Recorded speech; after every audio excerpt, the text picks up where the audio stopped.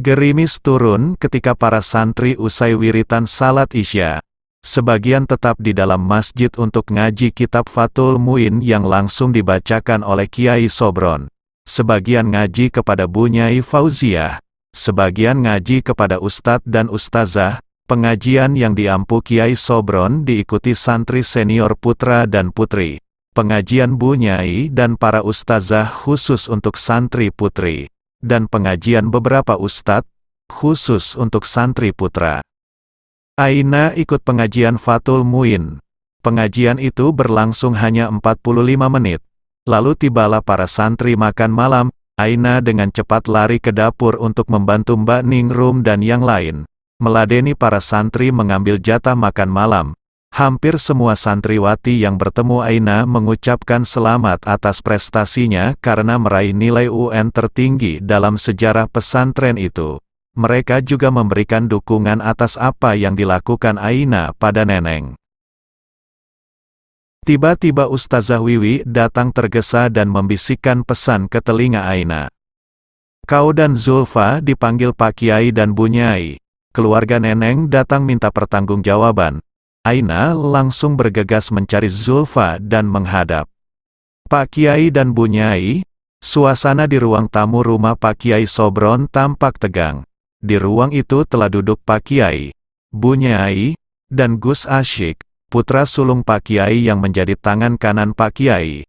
Di hadapan mereka hadir keluarga Neneng, yaitu Papa dan Mama Neneng yang katanya datang dari Jakarta didampingi Paklik Neneng yang memakai seragam polisi.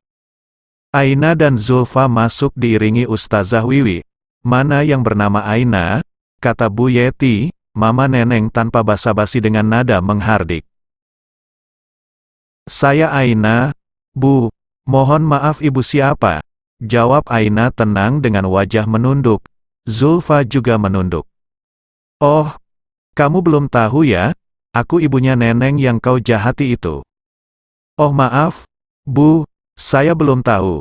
Saya sama sekali tidak menjahati Neneng. Justru sebaliknya Bu.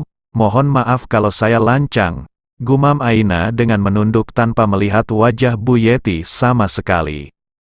"Hebat, berani mendebat kamu. Ya, sekarang kau berani bicara. Ingat, 1 pekan lagi kau akan meringkuk di penjara ini." "Pak Projo," terhitung pakliknya Neneng. "Dia anggota kepolisian Magelang," sengit Bu Yeti. "Kalau diproses hukum dengan sungguh-sungguh, saya khawatir justru Neneng yang dipenjara, Bu. Maaf." "Lancang kamu, anak kurang ajar kamu." "Sabar, Ma." Pak Boni, suami Bu Yeti, menenangkan. "Abah, Umi, Ustazah dan Bapak Ibu keluarga Neneng, bolehkah saya menyampaikan sesuatu?" Zulfa angkat suara. "Silakan, Zul." Bu Yeti dan Pak Boni. "Ini Zulfa, teman sekelas Neneng dan Aina. Kita dengarkan kesaksiannya," kata Bu Nyai Nur Fauziah tenang. "Iya, coba apa yang mau kau sampaikan?" ketus Bu Yeti. "Bu Yeti, saya mau tanya kalau boleh, apakah Neneng itu anak kandung Bu Yeti dengan Pak Boni?" "Iya, jelas, dia anak kandung kami." "Misal, ini misal, mohon maaf, ada yang bilang ke banyak orang bahwa ayah Neneng sebenarnya bukan Pak Boni. Ayahnya nggak jelas. Neneng itu anak haram hasil hubungan gelap Bu Yeti dengan lelaki lain atau mungkin dengan banyak lelaki. Kira-kira bagaimana perasaan Ibu?" "Kau jangan ngawur ya. Itu fitnah luar biasa. Saya tidak akan terima dunia akhirat. Itu cuma misal, Neneng, anak Ibu telah melakukan fitnah keji itu pada Aina." "Nggak mungkin, aku sudah ke rumah sakit." Aina yang menjahati Neneng, menuduh Neneng beli bocoran soal dan lain sebagainya. Neneng lalu dikeroyok oleh Aina dan teman-temannya. Pak Kiai dan Bu Nyai tampak menggelengkan kepala. "Ini video kejadian itu. Saya yang merekam, ada 2 video. Silakan Ibu lihat. Ini tidak ada rekayasa. Video ini jujur dengan sejujur-jujurnya." Zulfa lalu memperlihatkan 2 video itu dari ponselnya. Bu Yeti menyaksikan dengan saksama. demikian juga Pak Boni dan Pak Projo. Setelah menyaksikan video itu, wajah Bu Yeti, Pak Boni dan Pak Projo tampak berubah. Tapi yang menyebabkan Neneng terjerembab itu karena kau menendangnya dengan keras. Aina, saya tetap akan tuntut di meja hijau. Bu Yeti masih belum terima. Aina diam tidak menjawab. Aina hanya membela diri.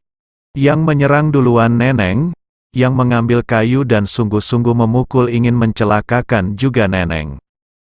Yang bikin masalah juga Neneng. Seluruh santriwati dia akan bersaksi membela Aina, tegas Zulfa tanpa rasa takut sedikitpun. Pesantren ini, menurut pendapat Pak Projo bagaimana setelah mendengar kesaksian, penjelasan, dan melihat langsung video tadi? Sebagai informasi saja, tuduhan dan penghinaan Neneng kepada ibundanya Aina itu dalam hukum Islam termasuk qadzaf, menuduh zina, hukumannya serius, dicambuk 80 kali dan kesaksiannya tidak diterima selamanya, kecuali mau bertaubat. Saya sudah klarifikasi ibundanya Aina perempuan baik, muslimah salehah. Dia menikah dengan orang Palestina di KBRI Stockholm. Surat nikahnya ada, bukan TKW yang berzina dengan majikannya atau orang Arab. Bukan. Bagaimana menurut Pak Projo? Awalnya saya mengira ada tindak kriminal terhadap Neneng, terutama ketika mendengar pengakuan sepihak dari Neneng. Setelah saya mendengar semuanya dan melihat video tadi, saya jadi tahu yang jadi troublemaker justru Neneng.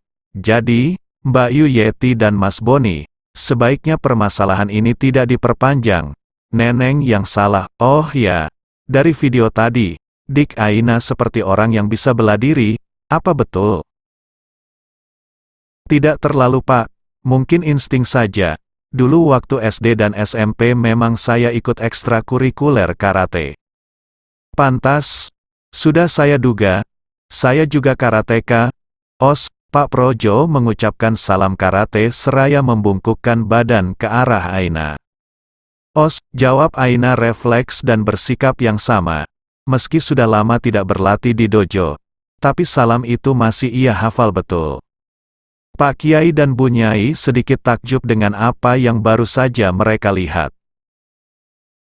Pak Projo kembali berkata, seorang karateka ditempa untuk jujur dan bersikap luhur. Saya tidak ragu dengar. Dik Aina, saya malah tertarik mengusut apakah benar Neneng beli bocoran soal UN. Apakah Dik Aina bisa memberi bukti? Aina agak kaget ditanya hal itu, tapi cepat menguasai diri. Mohon maaf, sebaiknya Pak Projo langsung menginterogasi Mas Roni putranya Bu Munah, pemilik toko kelontong sebelah pesantren. Atau, mohon maaf kalau lancang, dibantu Abayai, saya yakin Mas Roni nggak akan bisa mengelak. Saya hanya bisa memberitahu info, dan demi Allah, saya bersumpah, apa yang saya sampaikan benar. Saya memang pernah ditawari bocoran soal dan kunci jawaban UN oleh Mas Roni. Apakah itu soal UN betulan atau tidak? Saya tidak tahu persis, sebab saya menolaknya. Lah, Mas Roni bilang bahwa sudah banyak yang beli, termasuk Neneng, jadi tinggal diusut saja, petunjuknya kan jelas. Baik, info ini akan saya tindak lanjuti. Terima kasih Dik Aina.